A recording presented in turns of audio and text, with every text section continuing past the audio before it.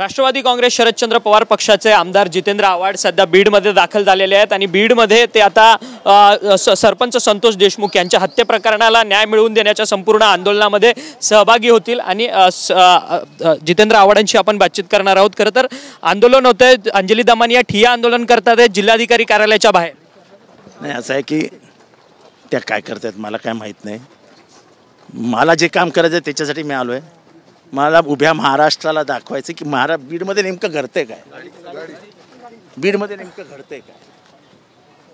हे जे जातीपातीची लेबलं लावली जात आहेत, शिव फुले शाहू आंबेडकर जेव्हा आपण म्हणतो तेव्हा ते जातीपातीच्या वरती असतं, बंद करायला पाहिजे। आणि माझा मुख्य उद्देश तो आहे की वाल्मिक करायला राक्षस आहे, हा रक्तपिपासून नरभक्षक आहे। फक्त आपण त्याला ओळखायला उशीर केला आणि अजूनही त्याची ओळख महाराष्ट्राला होत नाही, कारण का पोलीस लपवत आहेत, सत्ताधारी त्याला पाठीशी घालत आहेत। फक्त एकटे वाल्मिक कराड आहेत की त्याच्या पाठी कोणीतरी आहे अजून? त्याच्या पाठीमागे असल्याशिवाय तो एवढा धीट बनूच शकत नाही ना। 4-4, 5-5 मर्डरचा आरोपी, 307चा आरोपी, तो पोलीस स्टेशनला जाऊन बसायचा, त्याच पोलीस त्याला अटक करत नाही, आरोपी येतो। ह्याचं अख्खं घर बर्बाद केलं ह्या माणसाचं, अख्खं घर। हा वंजारी आहे ना, शिवराज भांगर, बबन गीते वंजारीच आहेत ना। बबन गीतेला अडकवण्यासाठी म्हणून बापू आंधळेची मर्डर झाली। बबन गीते जागेवर नव्हता, बबन गीतेला आरोपी केला, कारण इथे वाल्मिक कराड म्हणेल ती FIR तयार होते। पोलीस काहीच डोकं लावत नाहीत, वाल्मिकने सांगितलं ना घे FIR। असं जर राज्य चालणार असेल, आणि एक नशिबाने असं आहे की कुठलंही राज्य आहे चालते वाल्मिकचीच, हे दुर्दैव आहे। आणि त्याच्यामुळे बीडमध्ये कोणी बोलण्याची हिंमत नाही दाखवत। आता ह्याला पोलीस अधीक्षकांना बोलून घेतलं की तुमची एक तक्रार द्या, हा कशाला मारायला देईल?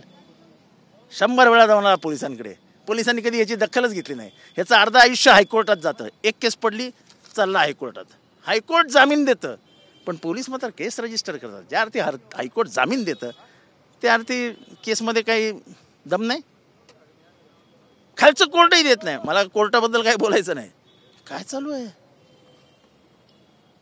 हे यादी आली आहे।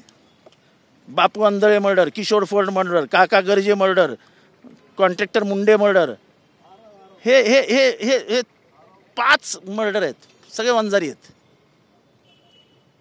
एक मागासवर्गीय पोराचा मर्डर केला, त्याच्या आईवडिलांना चेपलं, त्या बिचारा आईवडील काय निघून गेले, पळून गेले, काय झालं पुढे आलेच नाही लढायला। कित्येक जणांना छळलंय, माझ्याकडे किती व्हॉट्सअप आहेत। कमीत कमी लोक बोलायला पुढे तरी येतील। हे इतकं भयानक परिस्थिती आहे की लोक बोलायला घाबरतात। म्हणजे मला कमीत कमी 200 फोन आले, तुम्ही येऊ नका साहेब, चांगल्या भाषेत बोलले माझ्याशी, पण म्हणजे इशारा। अरे कसं चालायचं हे सगळं? आणि हे जे जातीपातीचं दाखवलं जातं ना, ते मुद्दामून महाराष्ट्रात मी दाखवायला आलो आहे। काही जातीपाती नाहीत, पिपासू नरभक्षक सिरियल किलर आहे तो। त्याला रक्ताची जिभेला चव लागली आहे, तो रक्त पितोय, फक्त वाटेकरी आहेत त्याच्यात। धनंजय मुंडे गोपीनाथ गडावरती म्हटलेत की फक्त काय हत्या आणि बलात्कार फक्त काय एकट्या बीडमध्ये होत। मला त्याचंच वाईट वाटतंय की ह्या सरकारला त्याचंही काही वाटत नाही की तो अख्ख्या सरकारला बदनाम करतोय। गेल्या 2.5 वर्षात तुमचंच राज्य आहे, मागचे 7.5 वर्ष तुमचंच राज्य आहे, की 2 वर्ष आमचं होतं, त्याच्यात 2-2.5 वर्ष आमचं होतं, 2 वर्ष तर कोरोना काळात गेला। म्हणजे त्या मंत्रिमंडळावरतीच तो आरोप करतोय की सगळ्या महाराष्ट्रात घडतंय। म्हणजे आमच्या ठाण्यामध्ये तर असं कधी मर्डर बिल्डर असे नाही झाले। म्हणजे पार मरत असताना तोंड्यात मुतण्याचं काम मला नाही वाटत महाराष्ट्रात कुठल्या नराधमाने केलं असेल।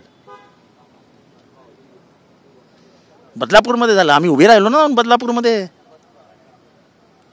लोक आली ना बाहेर रस्त्यावरती दुसऱ्या दिवशी, तरी खूप सहनशील आहेत बीडची जनता। आज मोर्चा निघतोय, ते पण अधिवेशनाला आम्ही होतो म्हणून कदाचित उशीर झाला असेल, पण महाराष्ट्राने उभं राहायला पाहिजे, नाहीतर महाराष्ट्र शिव फुले शाहू आंबेडकर ह्या विचारांपासून दूर निघून जाईल, दूर।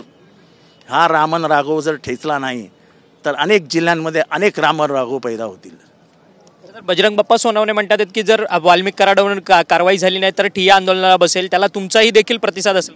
सगळा माझा ह्या सगळ्या आंदोलकांना पाठिंबा आहे, कारण का ही लढाई लढली पाहिजे आणि उघडपणाने बाहेर येऊन लढली पाहिजे. फक्त माझं म्हणणं आहे त्याला जातीपातीचं लेबल देऊ नका. ही माणुसकीची लढाई हो. एक माणूस इतका क्रूर होऊ शकतो की तो माणसाला मारता येताना हा व्हिडिओवर बघतोय.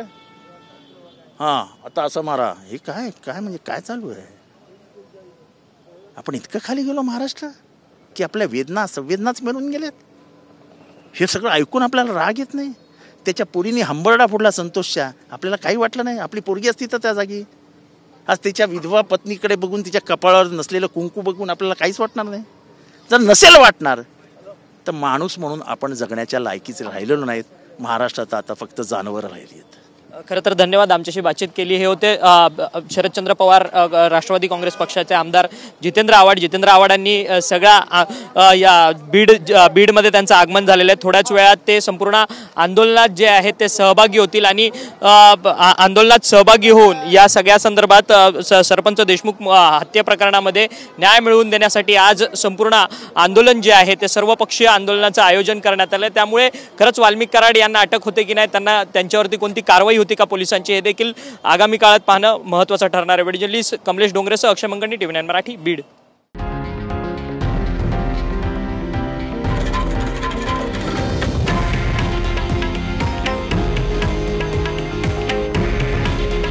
हे आहे देशातील नंबर 1 न्यूज नेटवर्क आणि आपण पाहत आहात TV9 मराठी.